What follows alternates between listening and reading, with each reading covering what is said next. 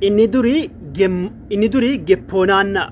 innamma ammoo gemmonaanna mammaaksa kana nama guddaa umurii isaa 70 olii jalaa wayin dhagaye tarii hawaasni keenya isinis hedduun beekuu dandeessani waan kana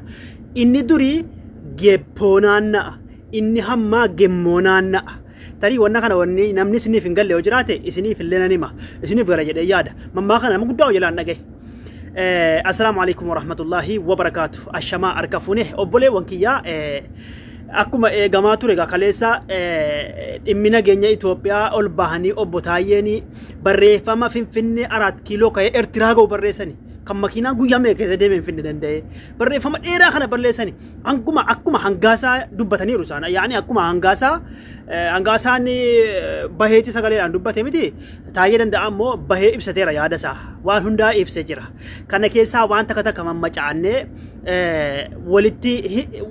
yaada kiyya isinii qooda keessanillee nan dubbisa nuti kana keessaa faayidaa guddaa arganna wanti mammaakeef inni durii gepponaanna'a innamma gemmonaanna'a mammaaksa kana nama guddaa jalaan dhagahee tarii anuma qofa isaan jalaan dhagahee ta'een barree malee isinis beekuu dandeessani duraan dur yaani durga osoo nuti mallee xixiqqoofanii tarii waan hin beekin dur bakka duruma yaani yoo wanni takka godhame booda yookiin ilmoo keetiif ta'a yookiin immoo si'ii dullumarra ga'e siif ta'a yookiin immoo qiyaamaa sii ta'a innamma ammoo ati waan takka dalannaan ammuma sitti deebi'a hin turu bar amatallee ga'an jiru ammuma sitti deebi'a kanaaf geppoo jechuun girgiddaa manaa gemmo jechuun immoo isa biddeeratti boba'u baadiyyaanii beektan himti asuma jala naannaa jechuudha wanna takka badii godhatti amma naannee sitti deebi'a akkasi inni durii gepponaannaa innammaa gemmonaannaa jechuun akkasi waa'ee dubbii Taayyee fi waa'ee hangaasaati hangaasaan hime darbeera waa'ee dubbii Taayyee kaleessaa irraayi anis waa takka fuffunaannadhee kaleessa waa'ee Tasfaayee ajjechaa Tasfaayee fi komaander sana inni dubbatee duraan yoo simbirroon duutes yoo namni du'es isa acaaluun du'e eegalanii warra akka sajjeesan hundaa jechuudha shaneedha jedhani shaneedha acaalu immoo jawaari beektani miti kana maqaa akkasii shaneetti moggaa turanii Taayyeen kun mataa jabeenaan beekama sammuulee ni qaba Taayyeen kun ijuma jallisee sammuu ni qaba saallee sammuu qaba dhugaa dubbachuu yaa paartii yaani waan yaadu dubbachuu baadhus dhugaan dubbadha sammuu jabaa qaba Taayyeen gaafiif deebii waan itti mul'atu tokko ijumatti hima maqaa adda addaas namaa baasaa maqaa inni baay'ee sun hawaasa duratti fudhatama qaba fakkeenyaaf Girrisaa jechuu isa baase Girrisaa jechuu isa baase akkuma ijoolleen Oromoo hedduun isin arrabsanii Girrisaa jechuu isa baase Shanee jechuus fudhatama argachiise in fudhatame Girrisaa deemiti fudhatama argachiise akkuma gaafa yeroo duraa sana agartamiti gaafiif deebii gaazexeessaa OMN wajjin akkas jechuun maal jechuudha hanga uunaatti fayyadama namni sun haga uunaatti fayyadama jechi Taayyee tokko lafan bu'u hin beektan miti kara nuti deeggarrus kara nuti waan nuti feenu haasa'uu baatullee dhugaa humna wayya Taayyeen sammuu jabaa qabaa wanni ni haasa'e lafan bu'u Taayyeen hawaaratti qabama jechuudha hojiirra oolaaf kaleessa ajjechaa jara kanaala kaleessa lubbuun qabnaan la Taayyeen kuni Taayyeedhaaf hangaasaa dhiisaa moo Taayyee dubbana Taayyeen kuni sababni inni akkas ka'e dallane haasa'e maanni amma sababni dallane ka'e haasa'e maanni maayikii itti fayyadamuun beektu inni erga dabarsan carraa maayikii salphisanii uummata keessatti qaanfachiisanii inni akka qondaala tokko ta'a akka hogganaa tokko yookiin miseensa caffee Oromiyaa ta'a yookiin immoo dhimma nageenyaa Itoophiyaa ta'a akka qondaala nageenyaa Itoophiyaa ta'a akkasitti qaanyeeffamuun isa aarsennaan dhugaa jirtu himuunsaa ol ka'uun warra nama ajjeese kana Shanee akka hin taane himuunsaa yaani rakkoo ofii rakkoo aangooti malee dhimma ummataatiif amma ummatarraa jaalala gachuuf macarrashaa irratti garuu jarri kun eegaasin isin kaayyoo keessan hin deegina fedha isin ajibbanuu fedhu namna isin arrabsu isin kaayyoo keessan hin deegina ani maal jetteedha gurbaan sun maal jetteedha kaayyoo keessan hin jecha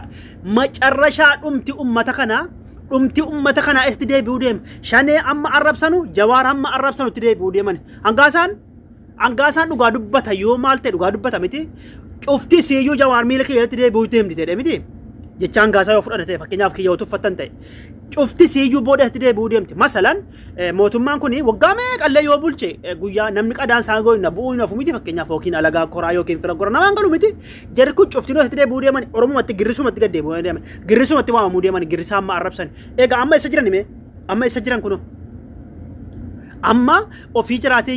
engedda hangaasan ol ba'ee dhiifama gaafatee boohee akkanatti jedhe taayyeenis yoon du'e ilmoo koo naa guddisaa jedhee ilmoo isaa baadhatee akkuma argatan ilmoo koo naa guddisaa jedhe shamallis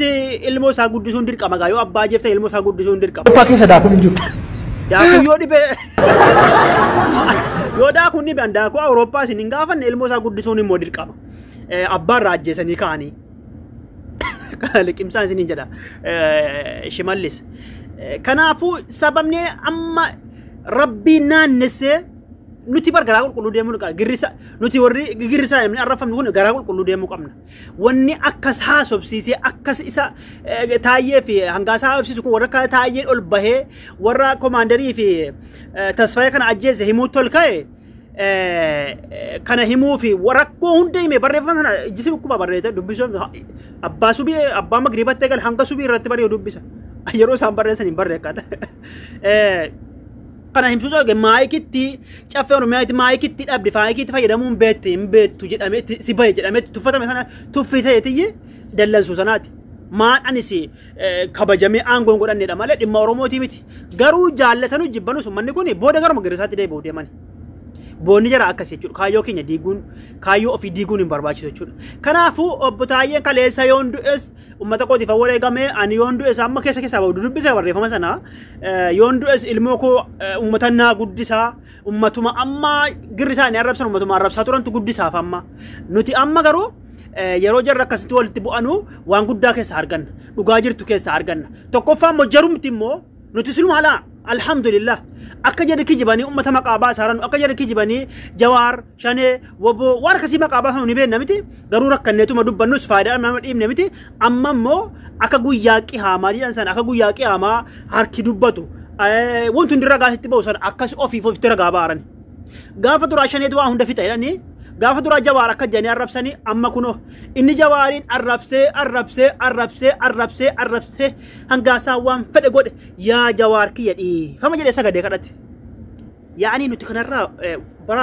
barumsa guddaa arganna akka mataa kiyyaattan barumsa guddaa argadhe kanarraa hanga dura kaayyoo kiyya duraa haga duraarra na jabeesse onnee kiyya na jabeesse karaa itti deemaaru kanarratti akkan jabaadhu na godhe isiniif galee kaayyoon deemaaru kanarratti akkan jabaadhu na godhe fakkeenyaaf wanni haqa irratti yoo deemte mokoromuun numa jira kuftee ka'uun numa jira garuu dheengedde akkas warra arrabsaa girrisaa jedha arrabsaa turanii har'a taa'ee ummata naa guddiseedha ummataaf hojjanna malee nuti garaaf hin hojjanne waan akkasii kan irra deddeemee barreesse kuni boodee sadaquuf deema wal fixuuf deemani nuti kana keessaa bu'aa guddaa argannuu fi kaayyoo keenyatti nu jabeessa jechuudha wal hubanna miti. Angaasaanii waa'ee arrabaa hin hambifne garuu dhiifama jawaariin gaafatee hawaasa dhiifama gaafatee tokko warra shana ajjechaa caalu paartituu isaa eeggataa jirra in dhufa angaasaa in dhufa akkuma jedhe rabbiin ni hafidu waan kana hin barre malee ni dhufa ajjechaa caalu dhufee ni hima gaafas jawaarii amee baay'ee naasamaa ture miti sababa jawaar du'ee jawaar tajjeese waa meeqa amma wallaahi ana afaan namni meeqa natti bilbilee akkanaan jira warrumti bebbeekamoo jechuudha namni meeqa jechuudha.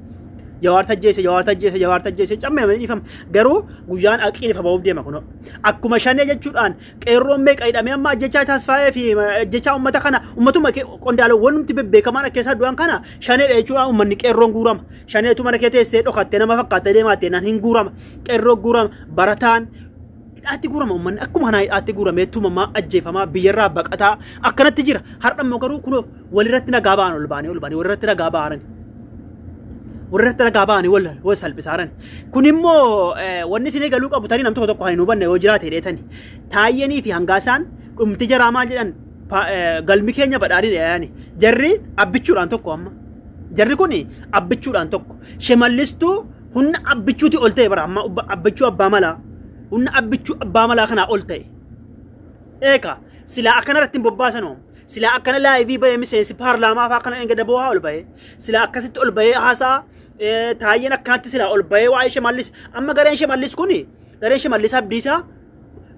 Doktor Abiyyi buusuma dadhabaniiru abbichuu abbaa malaa buusuma dadhabanii bara buusuu dadhabanii jara kana irratti kaasuun isaanii jarri kun immoo maal godhan hawaasa biratti haasaan isaanii dhaga'ama miti jaalatamuu jibbamuun hin dhaga'ama miti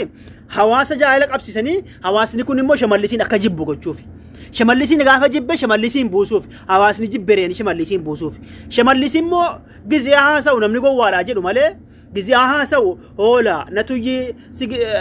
natu sii kennaa misitu naa kennaara jedhee haasuma bakka zimbiroo moo yaasa namni kun wasaame jabaa namichi immoo kokkolfaa waa dubbata beetanii kokkolfaa deema namichi sun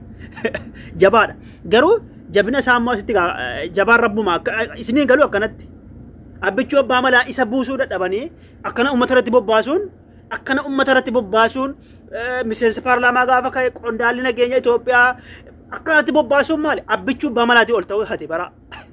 shimallis amma tuffatamaa kuni shimallis amma gowwaan maara jedhamu kuni abbichuu abbaa malaatii ol ta'uudha buusuu dadhabanii humna isaaniitii ol ta'uudha bara miseensa garee ijaarratanii isaanis deeggaraa ijaarratanii ummata kee deemanii ummata ijaarratanii amma yaadni jaraa ummata jibbisiisuuf amma shimallisiin ummata jibbisiisuuf amma shimallis amma gawwanaatti gareen isaanii waan kan dubbanne garuu gareen shimallis immoo osoo immoo gareen shimallis ka'anii ammoo xiiqii kanaa isaanii laayivii gareen sun ol yaa'anii waan jara kana achi dha'uu eegalanii lolli jabaan banameera gaafa duraa jarattiin kun siyaasaa fi waan meeqa haasamaa ture gaafa duraa jarattiin kun siyaasaa fi wajjiniin jirti jedhamaa ture miti garuu hin turre wantattiin kun turte bara teessee akka xinxanaa wal nyaataatti teessee akka xinxanaa wal nyaataatti kun haga uwwanaa hin dhaabbanne ammallee xumurri si maalitti deemaara gareen shimallis yoo ka'ee ammoo jara kanatti iyyuu eegalee waa'ee jara kanaa dubbachuu eegalee hanna jara kanaa fi rakkoo bilxiginnaa achi kee jiru paartii badhaadhinaa galbii keenyaan kana hunda isaa gadi yaasuu eegalee lolli jabduun jara lutti banameera kana keessaa girisaan koo waa funaannataa oromoon kiyya waa funaannataa kana keessaa faayidaa guddaa arganna akkuma amma ragaan ba'an amma nuti immoo teenya kolfu qofa warri dheengadda gizee jawaartu nama ajjise yamu warri dheengadda gizee shaneetu nama ajjise yamu akkas nutti guyyaa dukkaree haa turani ammoo kolfuu qofa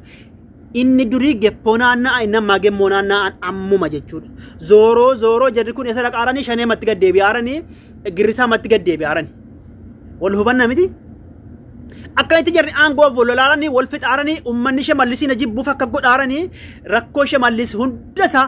waahii ajjeechaa nama hunda ajjeefame hundasaa akkuma kan ibbaa gadaa san akkuma kan karrayyuu agartan miti karrayyuu sana gaafa dura shanee tajjeefte jechuudha dhaqanii karrayyuu kan tiftanii shanee tajjeefte ani shanee hin ajjeefne jedhee kun hangaasaa ol bahee shanee ajjeefne jedhe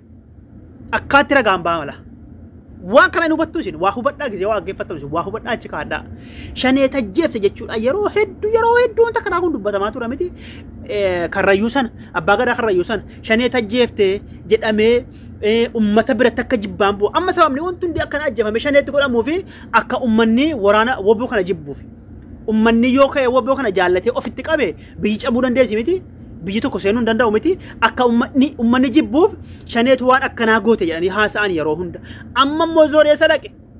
kunoo gizee jarra akkana amma walitti bu'anii sila wal affananii wal dhoskanii wal nyaachisaa jiraataaran miti kunoo ammoo akkasitti iyyee shaneen hin ajjeefne jara tajjeese jedhanii uummataa ragaa ba'anii jarumata dhoskee jarumatu wal kikkifee jarumatu wal dhoskee jarumatu wal kikkife jarumatu gingilchaara amma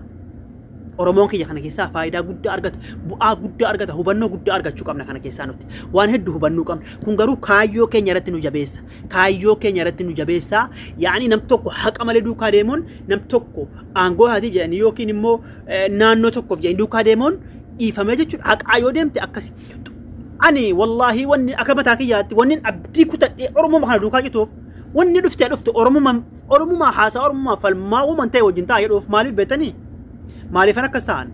waan erta hubadhe duraan mootummoota duraarraa kaasee warra oromoo jibbaa dhufan haga mootummaa bilxiginnaa kanatti hundinuu ni darbe oromoo walumatti hafa woboon jedhamus ni jira oromoo walumatti hafa kan gizee opiidiyoo wal nyaataa tures kan gizee wayyaanee wal nyaataa tures kan warra duraanii duraa wal nyaataa tures hundinuu walumatti hafa oromoo maddeebee walitti hafa amma nyaatee keessaa galee mootummaan sun kufe akkasi amma inna kana maqaan shanees haasa'amaa jedhu ummanni keenya kana keessa obbaruu qabna jechuudha ummanni jennu waqa yaani amma hayyoonni keenya obbeekanii waraanni woboon kun obbeekanii bakka akka duriitii miti jechuudha yaani amma ummanni tashaashaalee jira obbaree jira jechuudha yaani warrumatti sooshaal miidiyaa nuti ijoollee mareetii kana warruma kana iyyuunoo kana akkuma kootiif keessanii kana yaani akkuma kiyyaa kana jechuudha warra akkasii hubannoo akka godhatanuuf malee namni amma hubatee jira amma jadi kun amma dheengadda kana shanii arrabsanii dheengadda kana oromoo arrabsanii arramoo wal irratti nagaa bahani akka ijoollee daa'imaa jechuudha kun faayidaa guddaa keessa arganna hubannoo guddaa keessa arganna akkasi rabbiin yoo jarri du'an gaa mucaa taayee guddinuun dirqama mucaa taayee naa guddisaa jedhee mucaa bareedduu kana baadhatee yooma akka ka'een barre suuraa kana Viidiyoo har'a argeetti fayyadame malee. Akka itti wal nyaataa jiranii nuti kaayyoo keenya gadi hin dhiifnu, kaayyoo keenya irratti ciccina, kaayyoo keenya irratti jabaanna, xumurri isaa sadaqaaran girsumatti gad deebi'aaran girsuma ta'aaran cufte jiraayyuu. Kanaaf kaayyoo ofii diiguun waan xiqqoo jedhee waan guddaa kasaaruun waan ammaa ta'anii waan borii dagachuun waan amma argannu jennee waan borii dagachuun waan guyyaati jennee waan subii amma afaan keenya galtu amma afaan kaannonne isa boona dagachuun hin barbaachisu kaayyoo keenya irratti jabaachuu qabna isiniin jedha. Viidiyoo biraatiin hagaa walitti beenutti nagaa.